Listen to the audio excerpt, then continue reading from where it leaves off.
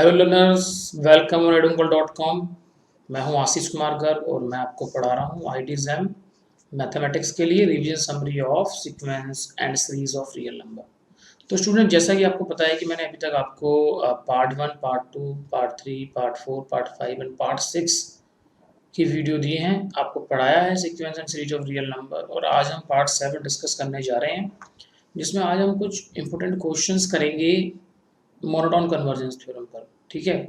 And हम आज कुछ क्वेश्चंस, कुछ थ्योरी बताएंगे कि what is the limit point, और लिमिट पॉइंट पर एक दो हमारे क्वेश्चंस बचे हुए हैं जो बहुत ही ज़्यादा इंपॉर्टेंट है। ठीक है, तो हम इस क्वेश्चन को डिस्कस करने जा रहे हैं। डन। सो स्टूडेंट, जैसे कि मैंने आपको बताया था कि लिमिट पॉइंट के लिए मैं सबसे पहले लिमिट पॉइंट की बात करता हूँ। लिमिट पॉइंट आपको पता है कि ऐसा नहीं सीक्वेंस है, हम कहते हैं ऐसा नहीं sequence and L is a limit point, and L is a limit point. So, what is the meaning of a limit point? It means there are infinitely many terms lies in the neighborhood of L. मतलब L minus epsilon से L plus epsilon के interval में इस sequence की infinitely many terms आएंगी।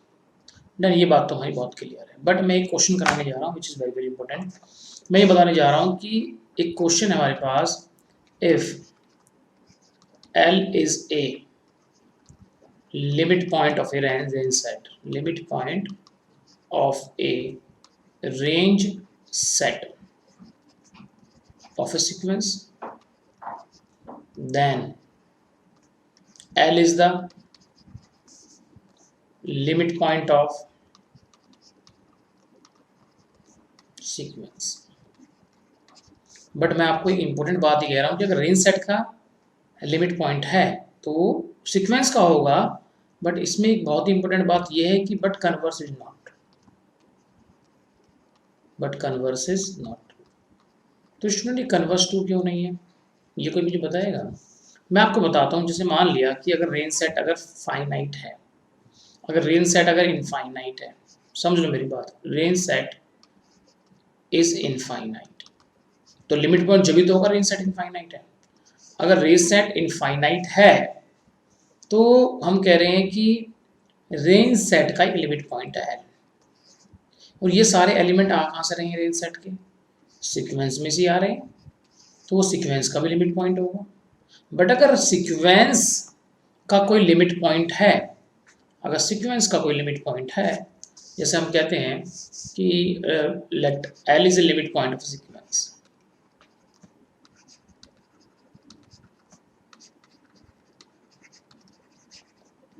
चलो हमने ले लिया, मैंने कह दिया जी ऐसा है -1 की पावर है, इसके दो ही लिमिट पॉइंट है, -1 1 -1 1, ले लिया, तो -1 इज लिमिट पॉइंट। क्या आप इसका रेंज सेट निकालेंगे तो क्या आएगा?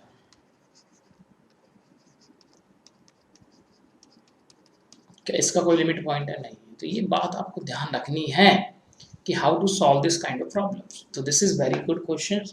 तो मैं सोच रहा था इस टाइप क्वेश्चन, तो मैंने आपको बताया। अच्छा, अब जो हम बात कर रहे हैं कि मैंने एक क्वेश्चन आपको पहले बताया था कि स्टूडेंट की ये प्रॉब्लम जो n फैक्टोरियल की पावर आप देखेंगे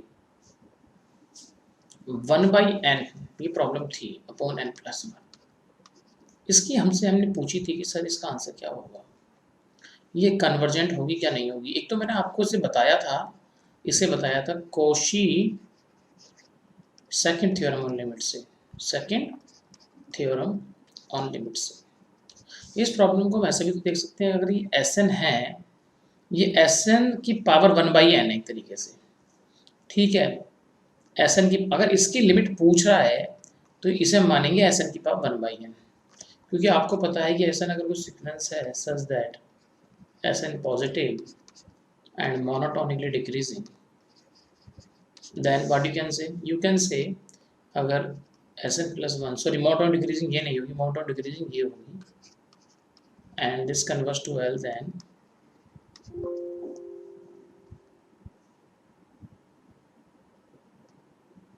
ठीक है, तो सॉरी फॉर दैट। तो अगर ये मोनोटोन की डिक्रीजिंग है तो हम कह सकते हैं देन एस एन की पावर 1/n भी कन्वर्ज करेगी एल को। तो मैं ये कह रहा हूँ इसकी लिमिट निकालनी है, तो इसकी लिमिट निकालने के हम थोड़ा उल्टा कर लें, इसे एस एन की पावर 1/n मान लेते हैं। तो ठीक है स्टूडेंट, अगर हमारे पास कुछ ऐसी सीक्वेंस दे दी हमें एस एन, और वो ऐसा दिया है प्रॉब्लम एन फैक्टोरियल की पावर 1/n/n+1, मैं ऐसा ले लेता हूँ। तो हम एक टी एन सीक्वेंस ले रहे हैं जो टी एन की पावर 1/n, सॉरी ऐसे नहीं, एस एन सीक्वेंस की power 1/n that is T N. So S N की पावर 1/n था, तो ये एस एन की पावर 1/n मानते हैं कि जो टी एन है तो एस एन की पावर n है। समझ रहे हो मेरी बात, थोड़ा समझो। तो ये आ जाएगा n फैक्टोरियल अपॉन n+1 की power n। The point is clear to you, yes और नो? बिकॉज आपको इसका आंसर निकालना है, जब भी 1/n है तो ये खुद 1/n बना होगा। आप इसे ऐसे नहीं सोच सकते कि ये कुछ ऐसा ही होगा।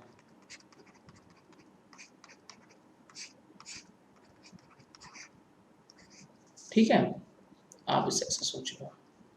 एस एन आ गया, सॉरी टी एन आ गया, तो टी एन क्या है, n फैक्टोरियल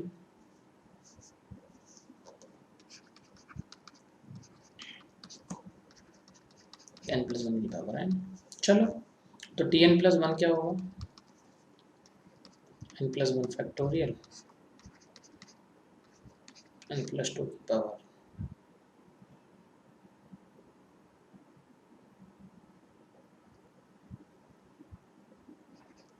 n+1। ठीक है ना, ये प्रॉब्लम आ गई। तो स्टूडेंट अगर हम बात करते हैं कि टी n+1/Tn क्या होगा, this is n+1 factorial upon n+2 की power n+1 into n factorial upon n+1 की पावर n। तो हम जो आगे सॉल्व करते हैं तो Tn+1/Tn क्या आएगा, देखो दैट इज n+1 की पावर n+1 फैक्टोरियल, तो n+1 आ जाएगा यहाँ से, यस और नो, n+1, और यहाँ से n+1 factorial upon this n+1 factorial upon n+1 की पावर n+2 की power this and n factorial upon n+1 की पावर n। ठीक है, तो यहाँ से अगर हम बात करें, वेट, टी एन ये है, टी एन ये है, तो n+1 अपॉन दिस, ये ऐसा नहीं आएगा, सॉरी थोड़ा सा दोबारा लिखते हैं, this is not like this.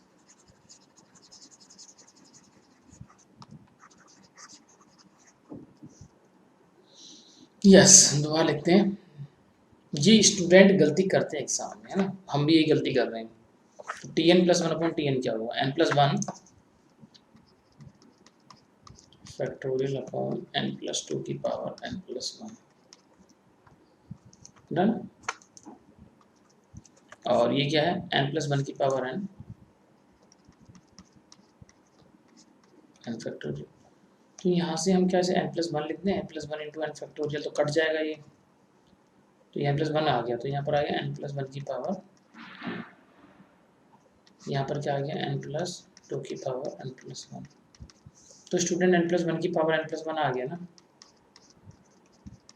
नीचे क्या आ गया n+2 की पावर n+1। क्या हम लिख सकते हैं इसे कुछ, यस और नो? मैं इस प्रॉब्लम कैसे करता हूँ, ये कह रहे हैं n+, देखो प्रॉब्लम बहुत अच्छी है, बहुत अच्छी प्रॉब्लम, 2 की पावर n+1। ठीक है, तो अगर हम इस प्रॉब्लम को ऐसे तोड़ें कि यहाँ से हमसे, देखो ऐसा लिखते हैं कि 1+1/n की पावर n+1 अपॉन 1+2/n की power n+1, because n common ले लिया, n+1 n की n+1 कैंसिल हो गया।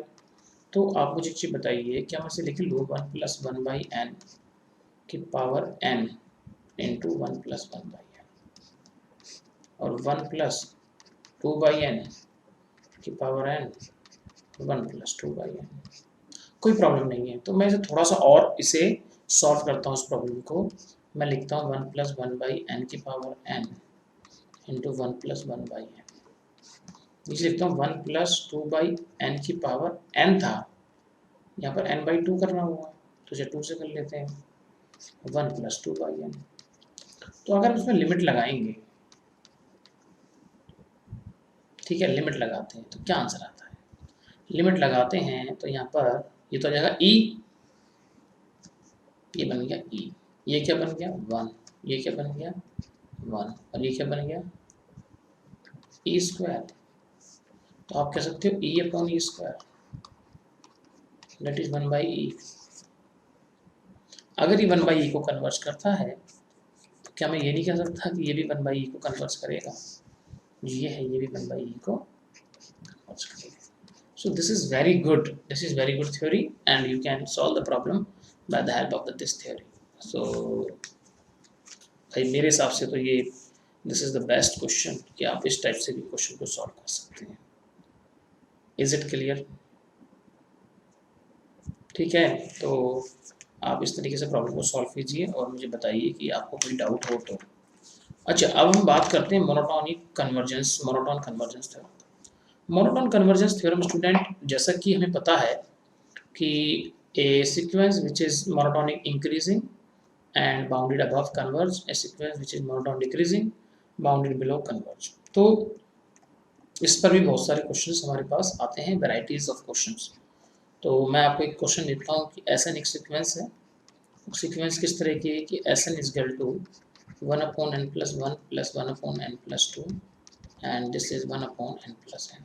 तो मोनोटोन कन्वर्जेंस थ्योरम आपको बताती है कि वो जो कन्वर्ज करेगा वो अपने अपर बाउंड पर करेगा या लोअर बाउंड, नहीं, वो अपने सुप्रीमम या इन्फीमम पर कन्वर्ज करती है।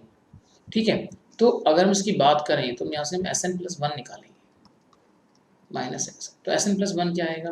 पहली बात तो यहाँ पर n + 2 नहीं आएगा, यहाँ पर सॉरी n + 2 आएगा। क्यों? n की जगह n + 1 रख देंगे, यहाँ पर n + 2, यहाँ पर n + 3 अप टू 1/2n + 2, क्योंकि यहाँ पर n की जगह n + 1 तो 2n + 1 आ जाएगा, 2n + 2 आ जाएगा। तो यहाँ से अगर मैं माइनस करता हूँ, आप थोड़ा सोचिए, माइनस करता हूँ इस टर्म्स को, तो 1/n + 1 + 1/n + 2 and so on, and this is 1/n + n। तो यहाँ से n + 1 एक बचेगा, क्योंकि यहाँ से ये सब कट जाएंगे और ये 2n + 2 है, ये 2n है, तो यहाँ से क्या बचेगा? यहाँ से आएगा 1/2n + 1, 2n + 2, यहाँ से आएगा 1/2n + 1 plus 1/2n + 2 minus 1/n + 1। आप इसे देखिए। So what is this? So this is nothing but 1/2 common ले लिया एंड n + 1 माइनस 1/n + 1। तो इन दोनों को अगर हम देखते हैं, ये हाफ है, माइनस है, तो आप ये देख सकते हैं कि 1/2n + 1 माइनस 1/2n + 1, यस और नो, बिकॉज हाफ बचेगा। अगर इन दोनों में अगर हम कॉमन ले लें, that is 2 times of n + 1, और 2n + 1 अगर हम ले लें और एलसीएम लिखें, तो यहाँ से आएगा 2n + 2 माइनस 2n - 1, 2n से 2n कट गया, that is 1/2 of n + 1 and 2n + 1। So this is always greater than 0 because n is the natural number. तो ये जो सीक्वेंस है, हमने देखा कि जो Sn + 1 माइनस Sn है, ये ऑलवेज ग्रेटर देन 0 है। It means this sequence is monotonically increasing, monotonically increasing। अब मुझे देखना है क्या सीक्वेंस बाउंडेड है, बाउंडेड है तो फिर कन्वर्ज कर जाएगी। तो जैसे मैंने देखा कि Sn क्या है 1/n + 1, 1/n + 2, 1/n + n। तो मुझे बताइए कि इंक्रीजिंग है तो अपर बाउंड ढूंढना पड़ेगा, अपर बाउंड होगा तो मिलेगी, नहीं तो नहीं मिलेगी। तो जैसे ही सीक्वेंस है, तो सबसे बड़ा नंबर क्या है इसमें, ये, तो मैं लिख दूँ 1/n + 1 लिख सकता हूँ, 1/n ही लिख देता हूँ, n सबसे बड़ा होगा, फिर 1/n लिख दूँ, फिर 1/n लिख दूँ, ऐसा करते करते चला जाए 1/n, तो that is n times of 1/n, so that is less than 1। तो ये सीक्वेंस क्या हो गई, ये सीक्वेंस बाउंडेड अबव भी हो गई इस नंबर से, ये सीक्वेंस बाउंडेड अबव भी हो गई इस नंबर से। तो क्या हम कह सकते हैं सीक्वेंस बाउंडेड अबव भी है और ये सीक्वेंस मोनोटोन इंक्रीजिंग भी है, तो सीक्वेंस कन्वर्जेंट होगी, बट ये कन्वर्जेंट होगी अपने सुप्रीमम पर। तो क्या आप इसका सुप्रीमम निकाल पाओगे? मैं तो कह रहा हूँ कि सुप्रीमम आप निकाल ही पाते हो। क्या हम इस प्रॉब्लम को अगर पूछता है कि कन्वर्जेंट है तो आप इसे चेक कर सकते हो, बट अगर पूछता है कि लिमिट निकालो तो लिमिट के लिए सबसे बेस्ट मेरे हिसाब से सैंडविच थ्योरम है। अगर आप n+1 से लेकर n+n तक जा रहे हैं तो आपने कहा दैट इज लेस देन 1, तो इस सीक्वेंस ये नंबर एक नंबर मिल गया है ना, इस सीक्वेंस इस नंबर से लेस देन। तो हम कुछ ऐसा भी कह सकते हैं, सबसे छोटी सीक्वेंस क्या होगी, ये 1/2n है यहाँ पर, ठीक है, कुछ कह सकते हैं यहाँ से हम। तो आप मुझे बताइए इससे कुछ कह सकते हैं क्या नहीं कह सकते? क्या सैंडविच थ्योरम लगा सकते हैं यहाँ पर या नहीं लगा सकते? क्योंकि आप अगर मेरे से ये कह दो सर हम इसे ये भी कर सकते थे n/1 + 1/n दैट इज 1, और यहाँ से हम सबसे बड़ी टर्म, सबसे छोटी टर्म क्या होगी, सबसे छोटी टर्म होगी ये 1/2n। तो आपने 1/2n + 1/2n + 1/2n अपने n टाइम्स ले लिया, तो ये तो 1/2 हो गया। तो ऐसे तो आप नहीं कह सकते, तो कुछ और कह सकते हैं आप, बताइए। इसमें आपको उसका सैंडविच थ्योरम लगाने के लिए क्या करना होगा, आपको इसके अंदर जो सैंडविच थ्योरम कहती है कि जो एसेंस सीक्वेंस आप कह रहे हो, आपने लेफ्ट हैंड साइड में तो सीक्वेंस बना दी Tn, आपको एक UN सीक्वेंस और बनानी पड़ेगी। ये तो 1 पर कन्वर्स कर रही है, तो ये भी आपको पता होना चाहिए कि एक ऐसी सीक्वेंस जो 1 पर कन्वर्स कर जाए इससे छोटी है। अगर आप बना लेते हैं then you can do the problem. मेरी बात समझ में आ रही है आपको? तो बताइए कुछ बनेगा?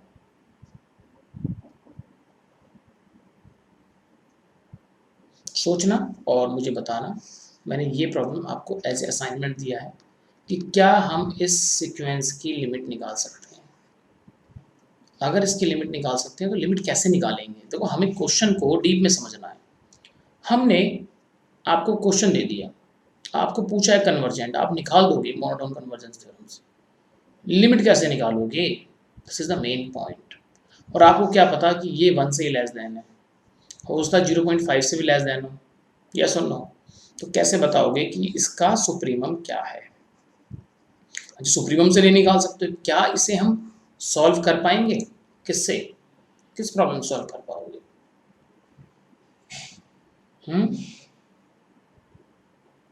क्या हम इस प्रॉब्लम को सॉल्व कर पाएंगे?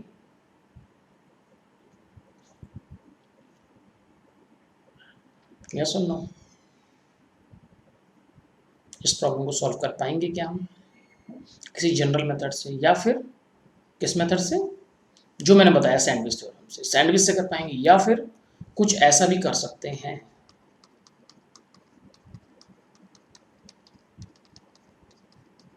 कुछ आपको याद आ रहा हो तो इस सीक्वेंस के एसएन को हम ऐसा लिख दें r is equal to 1 to n and 1/1/n plus r, 1/1 plus n plus r। तो लिख सकते हैं summation r is equal to 1 to n 1 plus r by n into 1 by n। मेरी बात समझ में आ रही है? मैं आपको कुछ हिंट दे रहा हूँ, क्योंकि यहाँ पर आ जाएगा n प्लस आर और या n plus R by N, ये कैंसिल हो जाएगा। तो क्या मैं कह सकता हूँ कि limit n tends to infinite of S N, this is limit n tends to infinite of summation of r is equal to 1 to n and 1/1 plus r by n into 1 by n। तो ये simple आप कहोगे this is 0 to 1 1/1 plus x dx। मेरी बात समझ में आ रही है? आप r बाई एन को x मान लो, 1 बाई एन को dx मान लो। तो क्या मैं कह सकता हूँ 0 to 1 1/1 plus x and dx is like log 1 plus x,